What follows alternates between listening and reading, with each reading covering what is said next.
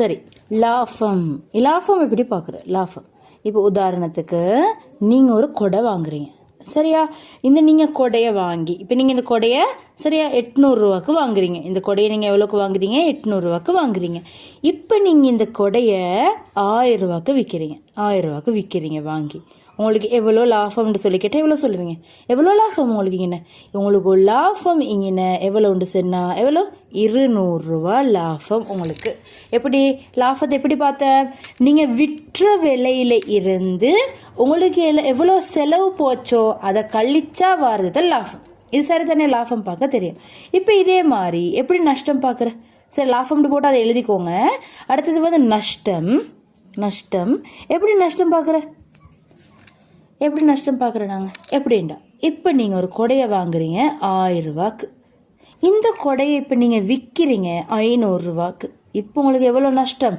500 உங்களுக்கு நஷ்டம். சரியா? விளங்கிச்சா? அப்போ என்ன செய்கிறீங்க நீங்கள்? இப்போ என்ன செய்கிறீங்க?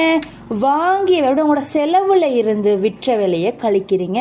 சரியா? செலவில் இருந்து விற்ற விலையை கழிக்கிறீங்க. அப்போ நஷ்டம் சமன் செலவில் இருந்து விற்ற விலையை கழிக்கணும். செலவு மைனஸ் விற்ற விலைன்னு சொல்லி வரும்.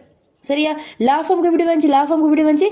விற்ற விலை மைனஸ் செலவு இதில் மாறி வருது. விலைங்க ரெண்டுக்கும் லாபம் பார்க்குறதுக்கு விற்ற விலை மைனஸ் செலவு. உதாரணத்துக்கு நாங்கள் இங்கே 1000 விற்ற 400 கொடைய. அப்போ உங்களுக்கு எவ்வளோ லாபம்னு பார்த்தா விற்ற விலையிலிருந்து செலவை நீங்கள் கழிக்கணும். சரிதானே? அப்போ இதுதான் இது. இப்போ அடுத்தது சதவீதம் எப்படி பார்க்குற? எப்படி சதவீதம் நினைவு வச்சுக்கோங்க.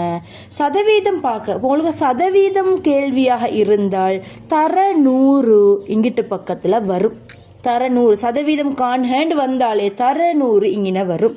இந்த இடத்துல உங்களோட செலவு வரும். அப்படின்னா நீங்கள் எவ்வளோ செலவழிக்கிறீங்க அந்த செலவு உங்களுக்கு வரப்போகுது. சரியா? செலவு உங்களுக்கு வரப்போகுது.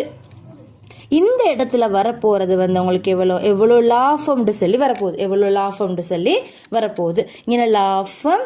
சரியா? இல்லாட்டி நஷ்டம் போட்டுக்கோங்க. சதவீதம்னு சொல்லி போட்டு இதை போட்டுக்கோங்க. லாபம் நஷ்டம் கீழே உங்களோட செலவு இங்கே தர 100 போட்டுக்கோங்க. லாப நஷ்ட சதவீதம்ன்ற தலைப்பு போட்டு இதை போட்டுக்கோங்க. லாபம் நஷ்டம் இங்கே செலவு இங்கே தர 100. சரியா? இப்போ நீங்கள் ஒரு கடைக்கு போகிறீங்க. கடைக்கு போயிட்டு இப்போ உங்களுக்கு கேள்வி ரூபா 800 பெறுமதியான சரியா கொடைய, ரூபா 800 பெறுமதியான கொடைய, சரியா? ரூபா 800 பெறுமதியான கொடையை நீங்கள் வாங்கிட்டு நீங்கள் இந்த கொடையை எவ்வளோக்கு விற்கிறீங்கன்னு சொன்னால் 1000 நீங்கள் இந்த கொடையை விற்கிறீங்க. சரியா? ஒன்றாவது நீங்கள் என்ன காணணும்? உங்களுக்கு எவ்வளோ லாபம்னு சொல்லி காணணும். லாபம் எவ்வளோ? விற்ற விலையிலிருந்து செலவை கழிச்சிங்கன்னு சொன்னால் 1000 800 போனால் 200. உங்களுக்கு இப்போ லாபம் 200 லாபம். உங்களுக்கு இப்போ கிளியரா? 200 லாபம். இப்போ லாப சதவீதம் காண்கின்ற லாப சதவீதம் காணக்குள்ள என்னது? தர சதவீதம் கேட்டாலே தர 100 இங்கிட்டு பக்கம் போட்டுட்டு உங்களோட செலவு எவ்வளோ? இது கொடையை வாங்க உங்களுக்கு எவ்வளோ செலவு போச்சு? 800. உங்களோட செலவை தான் கீழே போடணும். சரியா? 800 கீழே போட்டுட்டு மேலே எவ்வளோ லாபம்? 200. 800 200 லாபம்னு சொன்னால் 100க்கு எவ்வளோன்னு பார்க்குறேன். இப்போ நீங்கள் இதை சுருக்கிறீங்கன்னு சொல்லி சொன்னால் உங்களுக்கு என்ன செய்ய போகுது? விட வரப்போகுது. சரியா? இப்படித்தான் லாப நஷ்ட சதவீதம் பார்க்குறேன். சரியா? இன்னொன்று சொல்கிறேன் பாருங்க. இப்போ ஒரு பேனையை, சரியா, இந்த கேள்வியை நீங்கள் எழுதுங்க. அப்புறம் ஸ்டாப் பண்ணி வச்சுட்டு ஐபரோ நீங்கள் வீடியோ பாருங்கள். சரியா? ஒரு பேனையை கமல் ரூபா 50 கொடுத்து வாங்குகின்றான். ரூபா 50 கொடுத்து வாங்குகின்றான். பின் அவன் அந்த பேனையை ரூபா 100க்கு விற்கின்றான். ஒன்றாவது கேள்வி, இவனுக்கு லாபமா நஷ்டமா?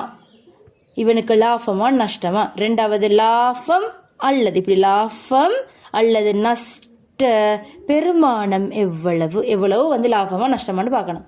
அடுத்தது லாப நஷ்ட சதவீதம் யாது? இந்த ஸ்லேஷ் போட்டு எழுதுங்க. சதவீதம் யாது? சதவீதம் பார்க்கணும். சரிதானே? விளையாச்சு தானே? இப்போ நான் செய்கிறேன் இந்த கேள்வியை. நீங்கள் ஸ்டாப் பண்ணிட்டு செஞ்சுட்டு பாருங்க. இப்போ நான் இந்த கேள்வியை செய்கிறேன். சரியா? எப்படி? இவர் 50 வாங்கின பேனையை 100 விற்கிறாரு. இவருக்கு லாபமா நஷ்டமா? லாபம். ஒன்றாவது கேள்விக்கு விட லாபம். இவருக்கு இது லாபம். சரிதானே? அடுத்த கேள்வியில் லாப நஷ்ட என்ன கேட்டது?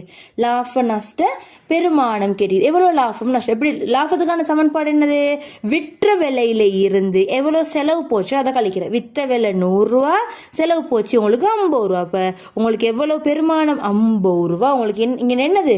லாபம். இப்போ லாப நஷ்ட சதவீதத்தில் கீழே என்ன போடணும்? இங்கே செலவை போடணும், மேலே என்ன போடணும்? லாபத்தை போடணும். இங்கிட்டு தர சதவீதம் கேட்டாலே தர 100 நீங்கள் இங்கே போடணும். தர 100 இங்கே போட்டுட்டு செலவை கீழே போடுறீங்க.